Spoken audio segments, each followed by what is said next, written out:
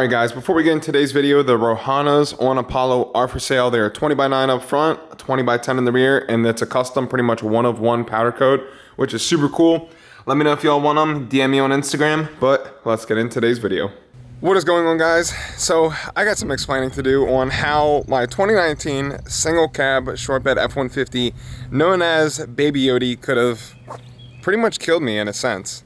So it pretty much all started from the day when I got this truck. When I got it, I looked over this thing front to back, and I know a little bit about lower trucks. I know like some of the good things to look for, some of the bad, and this truck didn't give any red flags. It drove great, drove fine.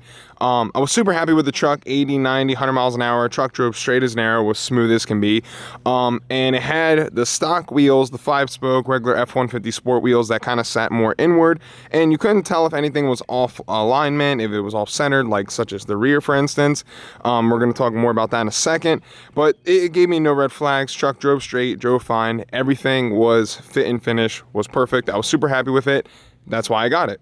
So let's fast forward about maybe 2,500 miles. I officially finally put wheels and tires on this truck, and the offset was a lot more different than the stock, obviously. Had a little more poke, was supposed to sit right on the edge.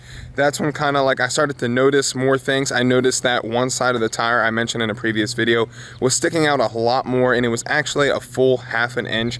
That's how much the rear was off, and it was bad. It was getting very, very bad. I could tell by the way the truck was driving once I put these new wheels and tires. It was kind of like tracking almost. I could just feel like the rear end was getting super loose. Something just didn't feel right. And so I took it to my local shop, Revolution Automotive. They always help me out with everything, so shout out to them. I thought the truck just needed an alignment. I was like, you know what? It's new wheels and tires. Let me get it aligned and just double check everything. When I had the truck originally, when I got it, I took it to the house, my house, and I put it on my lift. I made sure everything was torqued down. Everything seemed tight. Like nothing gave me any red flags. The only thing I didn't like about the truck something that they did was just the exhaust. The way that they welded it was all one piece. It was kind of ugly and stupid, but I was like, you know what, whatever, forget that. I'm gonna get that fixed.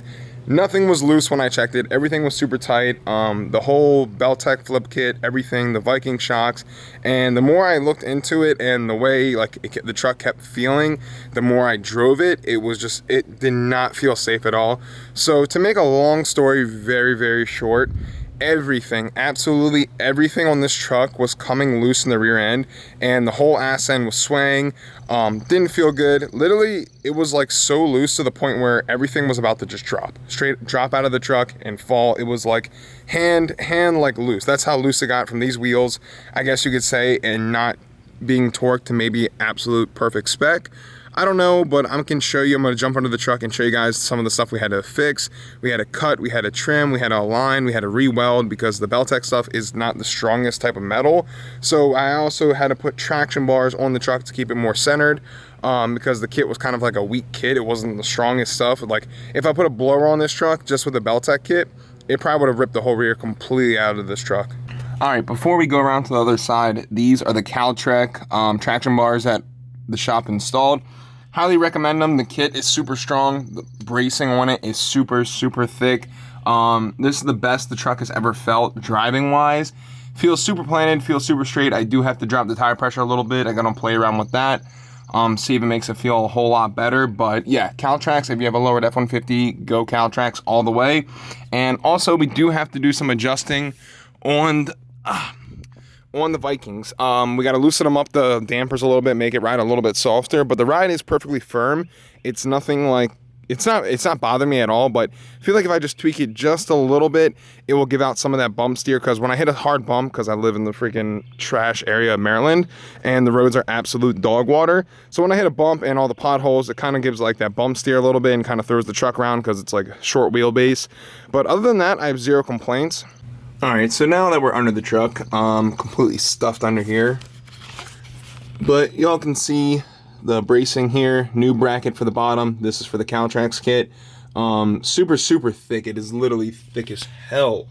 Was super surprised when that came in. We also had to trim these down, make them universal, like kind of like perfectly flush, because they were sticking down all the way down there, which was super ugly. And a lot of this back over here had to get trimmed also, and even the whole axle was like kind of somewhat rotating forward.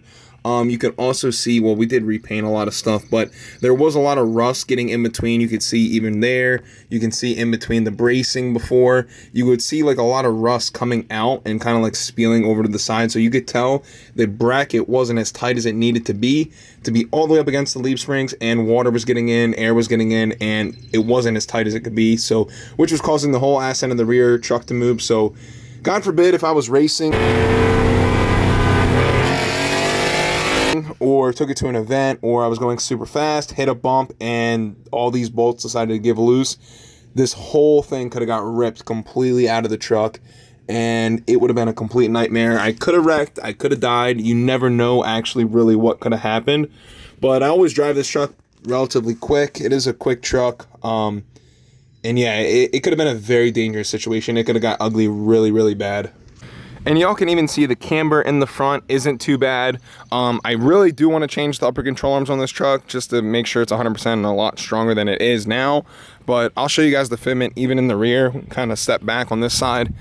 If I can clip before and after from the other one, I will. But y'all see right there. And plus it also is kind of sitting on a hill. I don't know if that really makes a big difference, but fitment is perfect. The shop said it was down to like 1/16 of an inch. The alignment was like perfectly close. There's the closest they humanly possibly could get it, and everything is welded in now. Nothing should move, so thank God it is a lot better. It's night and day. So now we are ready to start racing the truck. I just filled it up with E85. Hopefully I can get one run in today with one of my buddies. That was my plan. But we're going to see what happens. But I thought I'd throw that out to you guys because it could have got very, very ugly. I could have lost my life. Could have lost Baby Yodi. And thank God I caught it and the shop fixed it. And they did everything they were supposed to necessary to make sure I can stay racing this truck and have fun with it.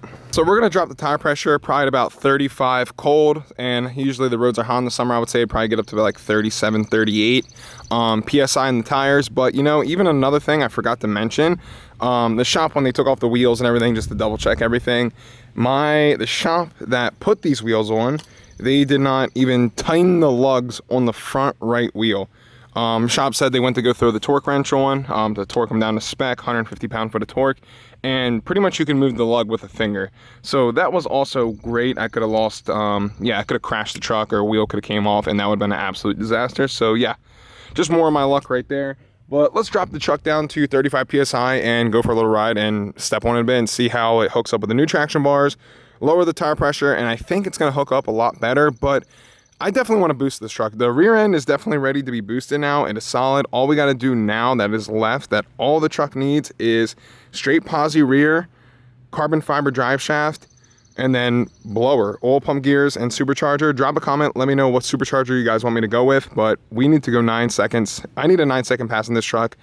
I will do it. I have to do it. Like, that is my goal this year, 2022. We need to get this done. So every tire is down to 35 PSI, square setup, perfect. We're gonna go take the truck for a drive. We might have a potential Gen 3, I believe it's bone stock, 10-speed race for Baby Yodi today. So we're going to see. This truck drive shaft really isn't supposed to go over 100 miles an hour because it is the two-wheel drive version, and these drive shafts absolutely suck.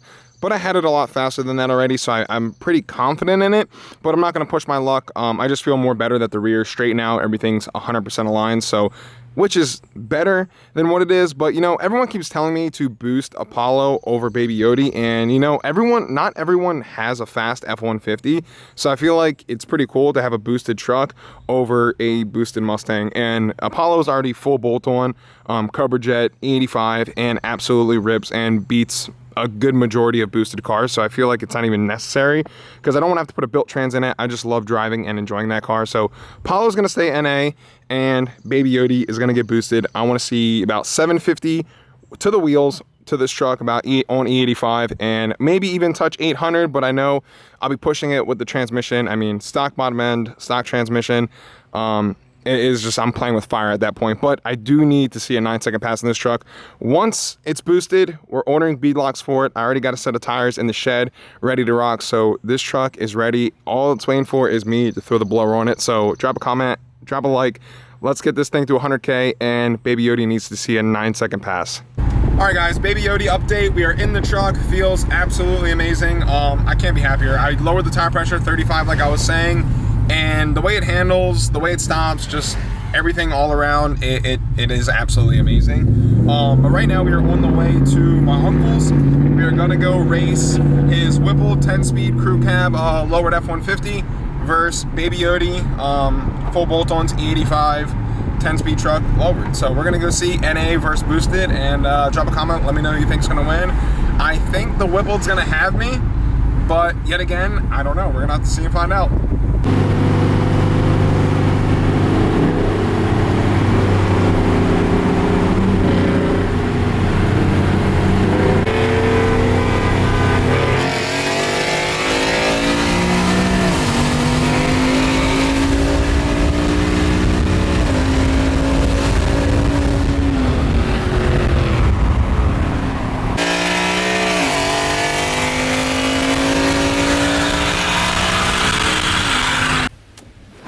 So, Baby Yodi did just put in some work against my Uncle John's Whipple supercharged F-150. And in case you guys are new here, I'm going to pop the hood and show you guys everything that is done. So, Baby Yodi does have a SMB cold air intake, a 1320 junkie ported intake manifold, and headers and catback exhaust. So, truck runs absolutely phenomenal. Couple of those races, I was able to get the jump out on them. So I was gonna explain to you guys how I race this truck. When I'm in the driver's seat, I'll jump in the truck and actually show you. So obviously I'm gonna race in sport mode. The truck does have all the modes that are necessary. So normally, obviously you see all the gear select, park, reverse, neutral, drive. So when I go to race, I put it all in the mode, sport mode, advanced traction control off, and then I start in manual mode in second gear because it's able to let me hold the RPMs as long as I want. And then as soon as I punch it, I just click it right up in drive. The good thing about the trucks is it has like a safety switch. So if I accidentally push it too hard and it goes into neutral, it will completely kill the power of the truck. So I don't hurt the motor, over rev it, anything like that will happen. So which is pretty cool. If you have a single cab, you could try racing like that. Manual mode, get it right in the gear you want, floor it. And once it starts to rev out, just literally tap it up right into drive, and it just stays revving and pulling. So that's what I did like the first two races. And then his truck with the Whipple tune, it really wasn't shifting the best. So Whipple tune, the transmission shifts absolutely slow as shit with the Whipple tune. It took forever to kick down. I was going to try to do the manual mode, something similar to that, but he has the new gear selector. And to put his in manual mode, it's an electronic button. And then you have to hit the thing on the side of the shifter to select it in gears. So I was going to try putting in manual mode, get it where I want, punch it, and then just turn manual mode off. But I didn't want to hurt the motor. I didn't know anything like how it would work or anything, so I didn't really have much. I had 0 seat time in that truck.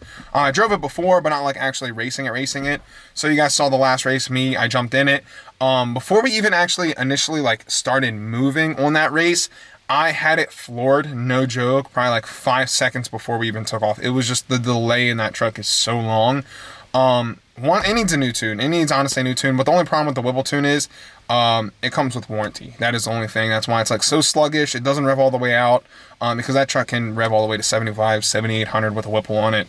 They have it shifting, I think, 6,800, so it's literally losing 1,000 RPMs of full peak power, and that's where the Coyote shine really up there. That's why I was able to jump out on him.